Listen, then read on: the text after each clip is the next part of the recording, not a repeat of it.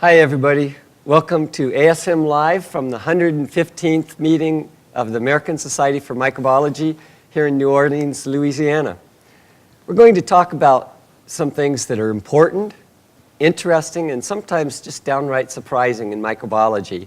And I think our topic today fits all of those categories, depending upon how you look at it. We invite everyone in the audience, if you have any questions or comments or perspectives, to please step up to the microphone, introduce yourself, and join in on the conversation. And if you're listening from your computer, please send us your questions via Twitter at hashtag ASM Live, or you can log on at microworld.org and send your questions through microworld.org. I'm Stanley Malloy, I'm your host today, and our guest is Mary Goodman from the University of Houston. And Mary has been working on a project about when good beer goes bad. Mary, could you tell us briefly what you've been doing?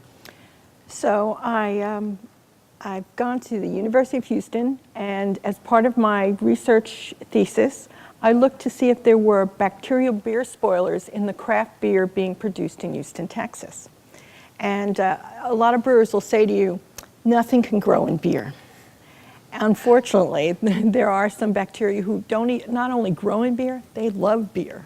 And some of them will only grow in beer. But they ruin the beer by their presence, creating lactic acid, making it sour and changing the smell.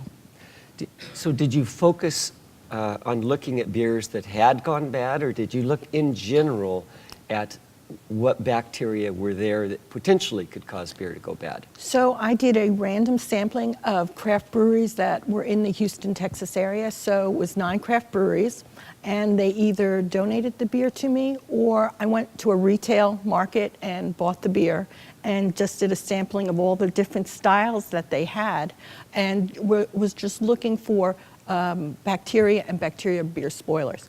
But I wanted to do it in a way that a brewer would go about it. So very low tech, very traditional incubation culture, and it was to look at it. So it was there or it was not there.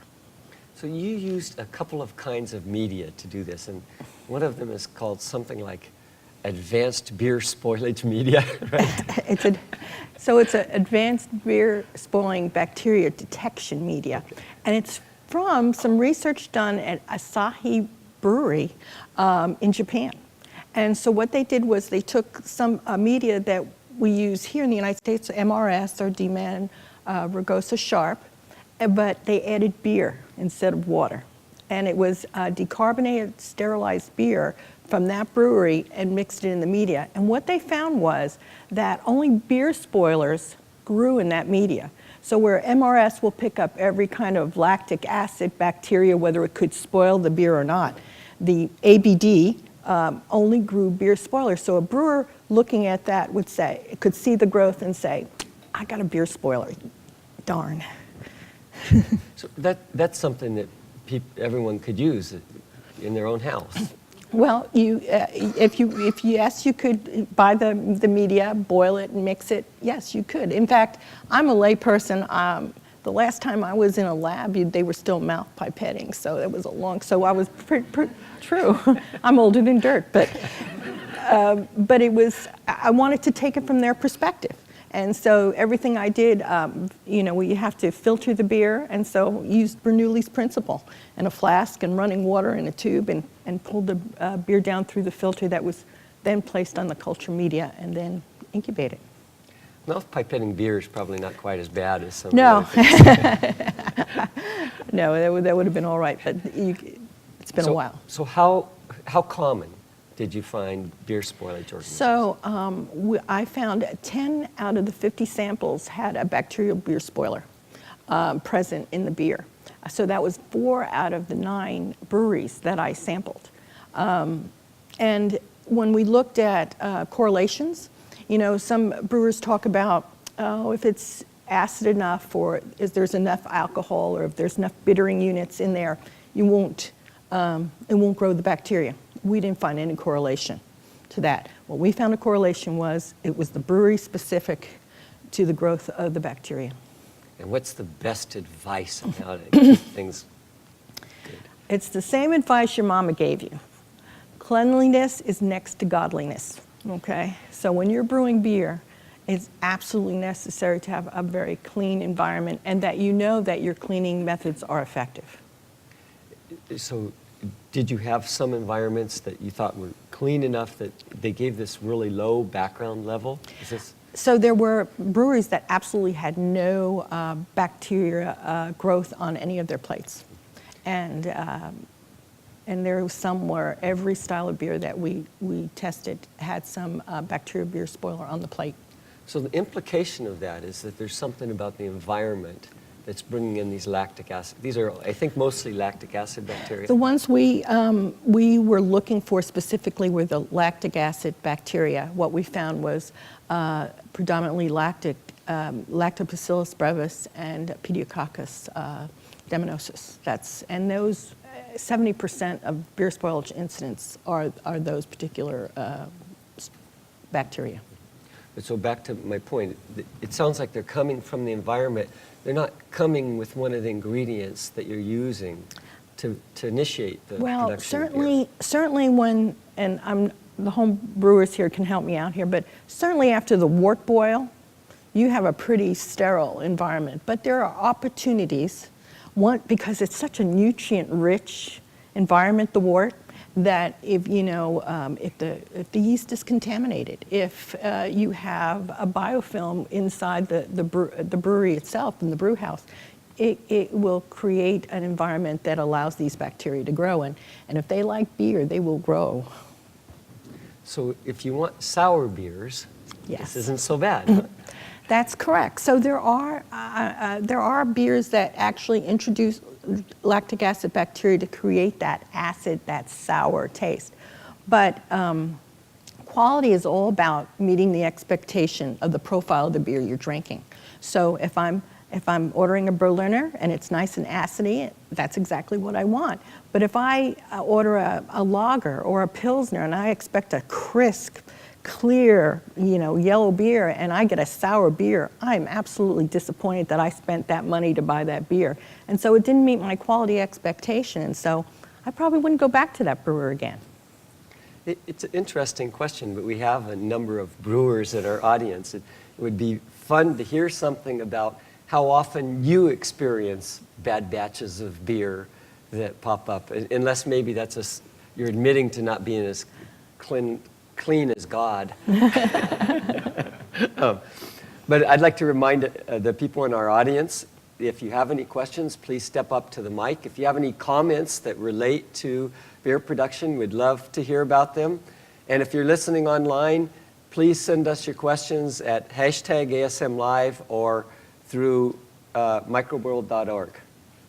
So one of the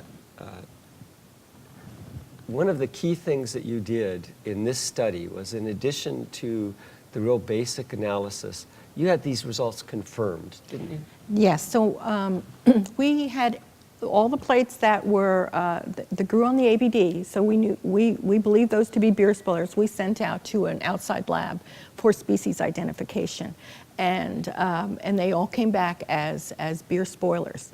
And what was really interesting was 2 breweries had the same species at the same strength, and these breweries were miles apart. So that started us thinking, what did they have in common? What did they share? And so we're looking at that now, but some of the things that we hypothesize is perhaps they had the same materials, maybe they shared some yeast. Again, brewers are very congenial, they will share. Also, a vendor. So if you're a very small craft brewery, you may not have your own can line. And so a vendor, a mobile vendor will come in and can your beer for you. And that could also introduce a problem into your beer that you didn't create. So this seems like a pretty good gig. It's a great gig. You go out and you get people to donate beer to you. And you say, well, it's all in the name of research. I was the most fortunate graduate student at the University of Houston because all I talked about was beer. and worked with beer. And brewers are wonderful people to work with. There are some wonderful craft beer in Houston, Texas. And they would come sit down and talk to me, and first thing they'd say was, here, have a beer and let's talk. I mean, what's better than that as a researcher, right?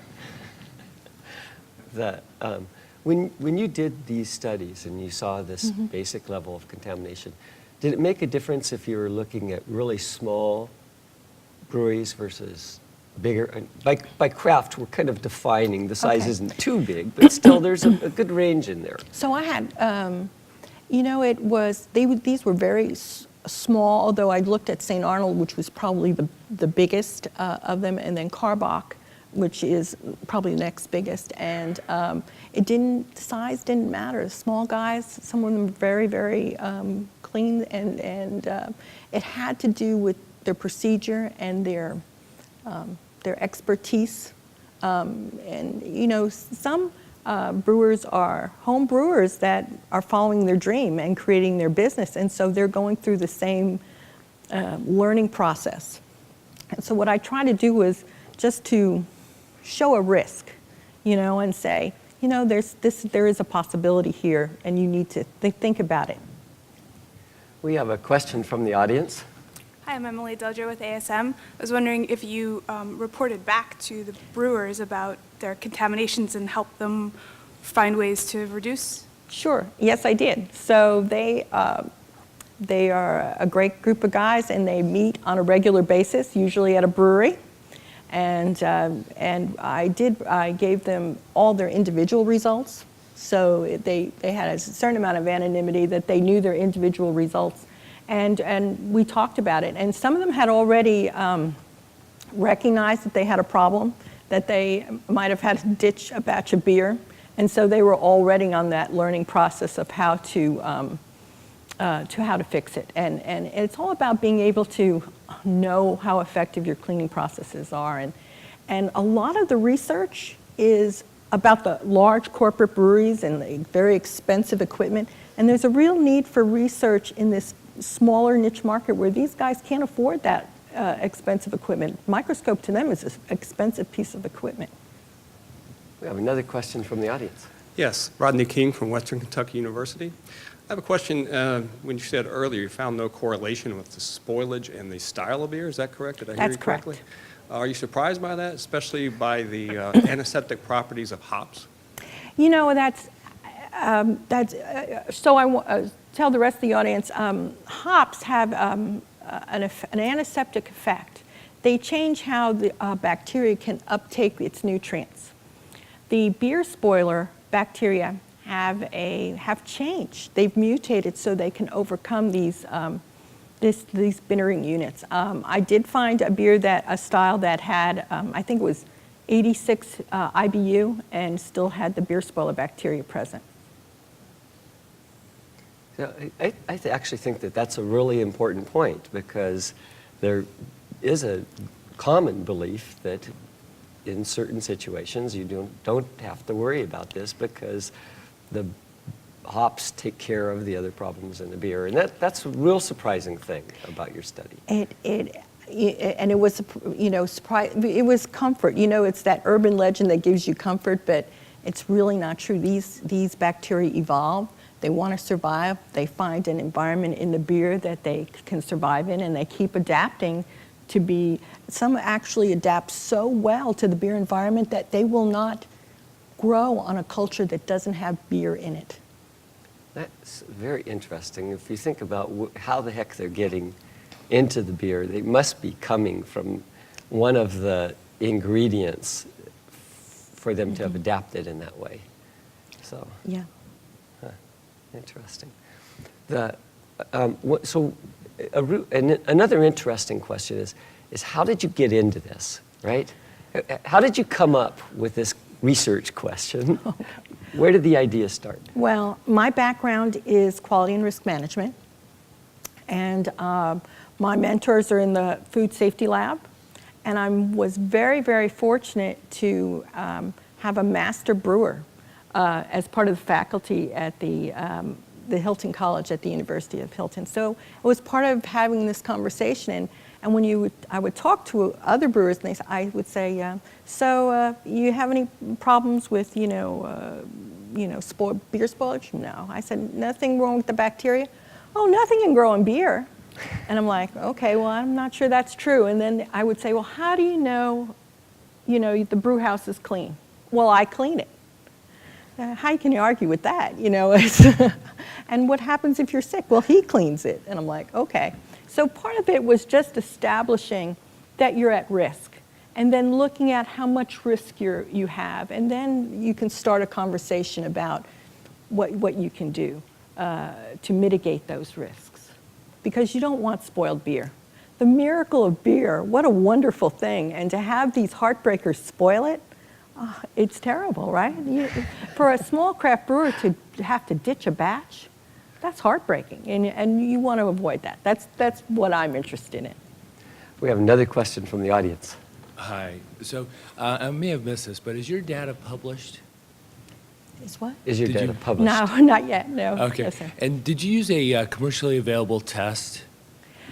No, what I used was the MRS as a media, and one was made with water and one was made with beer, and used a 0.545 micron filter and filtered the beer through it and just grew it from there.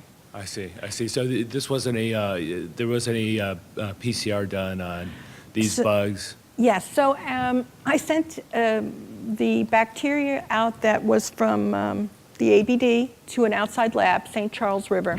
Okay. They did an acugenics species identification and sent it back to me. Okay. And did you correlate any of your results by international bitterness units? Do you have that data? So what I did was just look to see if there was a correlation between the IBU and the spoiling, and I didn't find a correlation. There were, as I said, there was a beer. I can remember there was a beer that had an 86 IBU. Right. That was a published IBU that had a beer spoiler present. Okay, great. Thank you very much. You're very welcome. For those in the audience who 86 may not mean something to, there must be a couple of them in the audience. What does that mean in level of bitterness? So there's different things that you look at for a beer. So it's pH, which is its acidity. It's ABV, which is the amount of alcohol or ethanol in there. And then the IBU is the international bittering units. And so it'll tell you how, I always think of it in terms of how hoppy a beer tastes.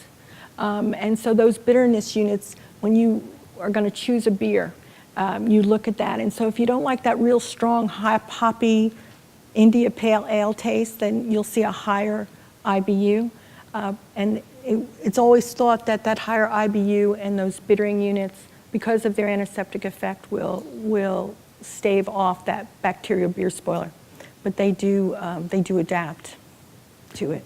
But what range? So is 86 so really 86 hoppy? is pretty hoppy. So I think the range that we saw was, I think the highest IBU I tested was 118. We have another question from the audience. Yeah, hi, thanks. Ed Dudley from Penn State University. So I'm really fascinated by that idea that, so you said some of these organisms, they won't grow on MRS that is made with water, but they will with beer. Yes. Any idea is it nutrients that beer is bringing along? Is it something else that's going on? Does anyone have any ideas why that is? So the research was done in Japan. The researcher's name is, last name is Suzuki. He's at Asahi Brewery. And what he found was that they were considered hard to culture, that they've been in the brewing environment so long that they didn't want, that their environment needed to have beer in it. And so the thing that IBUs take care of is the nutrient, the bacteria can't uptake the nutrient in the presence of that bittering. But these bacteria have changed their shape. They're shorter and rounder, and so they've overcome that, and they can take up those nutrients, and they're very comfortable in the beer environment, so much so that they won't grow on ordinary media, and they're considered hard to culture beer spoiling bacteria. And his research was all about those particular bacteria. So it might be something like B vitamins or... They just like beer. Who doesn't, Well, you know? Does the MRS media have yeast extract in it, do you know? I can't remember. So I think that would be an interesting Yes, question. they have the nutrients that Yeah. lactic acid, bacteria as a whole love the MRS. Another question. James Wilson from Idaho State University, and I was just curious of the various genera that you found of the lactic acid bacteria causing the spoilage. Were any of them endospore formers? Oh, now I'm going to have to do a disclosure here. I am not a microbiologist. She snuck in. I snuck in. So I'd be happy to show you the species, or I can send you my paper. It'll show you all the different species. But I took this on the approach of a brewer. I want to know, is this going to spoil my beer? Is this going to upset my business, or is it not? And that's the approach I took. So. Another question. Yeah, excuse me. We have a question from Twitter. Bacteriality asks, were the microbes that you found in the beer, were they active or were they just kind of just hanging out? Oh, they were live. They were live and active and growing. And so given time and the right temperature, they would have gone on to spoil beer. I think by definition, the way you did it, because you're looking for bacteria that form colonies, they must be active. They must be active. They grew on the plates, and that's what we were just looking for. We visually could see them on the plates. The problem with it was it takes 10 days to be able to do that. And my brewers really want to know in 3 or less, but it can't cost any money. So that's the rub. This is a really interesting kind of research, and because you could find microbiologists who might be studying in great detail the specific organisms associated with it and the strains and gene transfer between these organisms that give them the unique characteristics. But that's really different than the practical application of how you actually, what you need to know to make better beer. Exactly. And so there is some wonderful research involved, but the larger breweries are the ones who benefit from it, and we need some research that my smaller craft brewers can benefit from too. They may keep some of the best secrets to themselves too. They may. We have another question from the audience. Yeah, hi. My name is Ted Flynn. I'm from the Argonne National Laboratory in Chicago, and I was wondering, do you look at pretty much only after the beer's been bottled, or do you ever look at during the brewing process the development of these organisms within the large vats as it's brewing? Great question. So for our research, first I wanted to establish the risk in their finished product, okay? Because nothing is more dramatic as to know that you had product out in the marketplace that had these beer spoilers in it. So the next generation of testing would be to go back and look at where they're spoiling, the beer spoilers are getting in, where they're starting from. And usually it's after the wort boil as it goes through the cooler, and then anywhere in between, right down to the bottling or the canning or the kegging. But that would be the next step. But we were trying to be a little dramatic and make a point that there was risk involved. And so using the finished product that was out in the marketplace was the way we did it. This is actually an interesting thing too, because you could imagine that there are a lot of questions like this that you could bring in a lot of undergraduates to do great undergraduate research on, but if they're less than 21, you run into a little problem there. That's right. So, That was right. I think we're going to have another question from the audience coming up in just a minute, and I'll remind all of you out there to please join in on the conversation. Hi, Joel Lechner, Omaha, Nebraska, from a commercial company that unfortunately does not make beer. Were the brewers that you found the most contaminated, were they also making sours or Brett beers, and was this like a crossover contamination? I know from talking to people in my area who brew, it's they have the barrel house full of stuff that's not Brett-based or lacto-based, and then like someone's basement has the kegs with the lacto and the bacillus so that you don't get cross-contamination. Right. No, there were none of the breweries had a style of beer that would have introduced the lactic acid bacteria as part of their process. It was something that they were not looking for or that flavor. Now, since that time, they have. There's a couple of brewers now who, because it's quite popular, the sour beers are quite popular, and sometimes by mistake, you get a sour beer and you taste it and you think, that's pretty good. Maybe we should just change what style it is. And Right, just change the name on the label. because, part of quality control in a brewery is sitting down at a table with your beer and you have a profile, and it's how it looks, the clarity, the color, how it smells, and how it tastes. And so these guys are sitting down evaluating the beer and thinking, this tastes pretty good, but it doesn't match the profile, so what do we do, We have another question from the audience. Hi, I'm Sarah Allard from University of Maryland. Hi. I'm just curious if you did any flavor testing to see No, we didn't. Now, I used to clink across campus with all the beer bottles in my backpack, and I'm sure if the dean ever ran into me hearing me clink, he probably thought I did tastings. But no, it was basically looking for the spoilers. There has been research done, and I'll tell you who did it. It's Men's in Australia. They've been testing craft beer in Australia and Italy. Moretti did that, and they did correlate the taste with the presence of the lactic acid. And they found that there were some that were at the threshold that you could have tasted the acid in the beer. Another question from the audience. Fantastic. My name's Anders Johnson from Idaho State University. I'm a celiac and a gluten-free brewer, and I was just curious if there were any major differences in the sanitation practices between these breweries. I'm not absolutely sure of how they do the breweries, but a lot of them have the cleaning in place, and that seems to be. Now, if they change the chemicals, I'm not sure. I know they do a thorough cleaning between every batch, and a lot of them use the CIP. Now, in terms of the chemicals they use, I'm not sure. Thank you. And another question from the audience. Hi, Gregory Heck from Rowan University.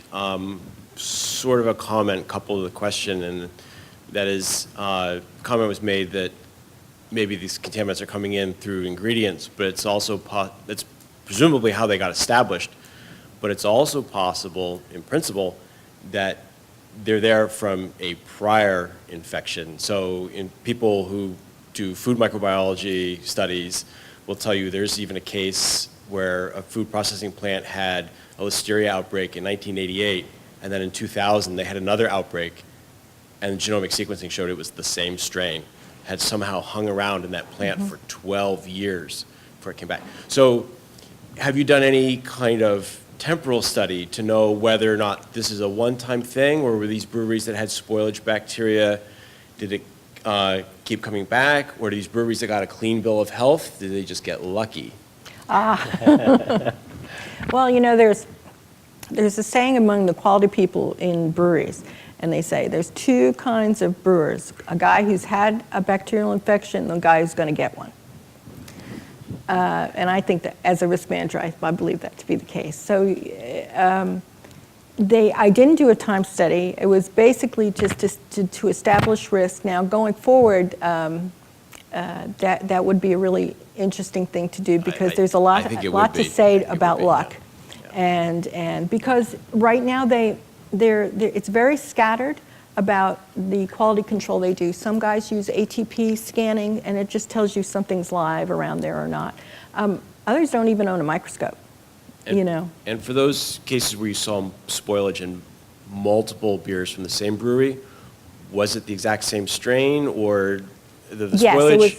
So you did enough analysis to get down to... Yes, got right down to the species, and we saw that that some of the brewery had to have very specific species in their brew house. So species or strains? I'm sorry, strains. Strains, okay. The basic, what we saw basically was Lactobacillus brevis and the Pediococcus deminosus, and then we identified it at one more step, and we found they were pretty much the same in the brew house. And then we had a couple brew houses with the exact same. So, which led us to believe that they probably shared something at some point, but we hadn't gone all the way to check on that. Great, Not yet. Haven't finished.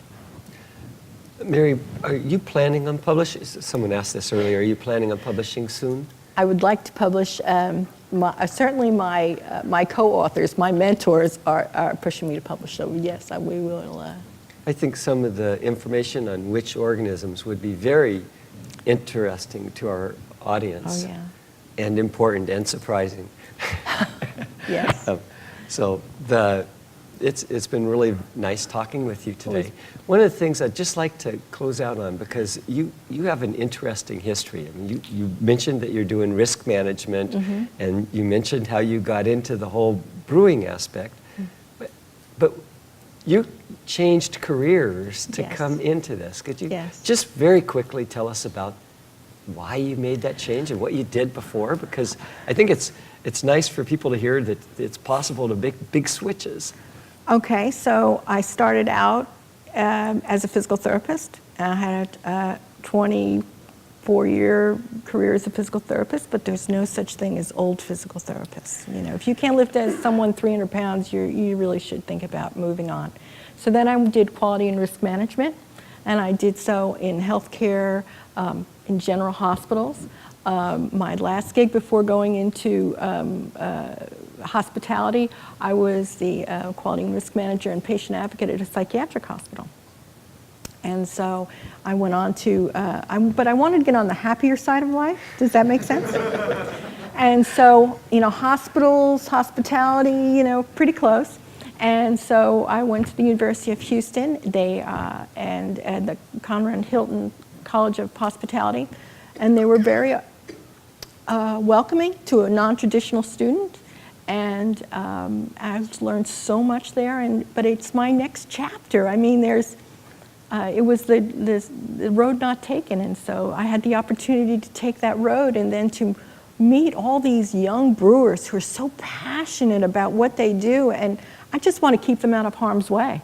I want that miracle that they created, you know, of that beer, that great tasting, delicious beer, and I want to keep it from being spoiled. And so working with people like that, that's a gift. And so having that next chapter has been wonderful. Well, thank you very much. It's really been nice talking with you today. We're about out of time. I'd like to thank all of you in the audience for joining us and for all of the wonderful questions, and everyone listening online, thanks for joining in. This is an episode of ASM Live from the 115th General Meeting of the American Society for Microbiology in New Orleans, Louisiana. Thanks. Come join us again for another episode of ASM Live.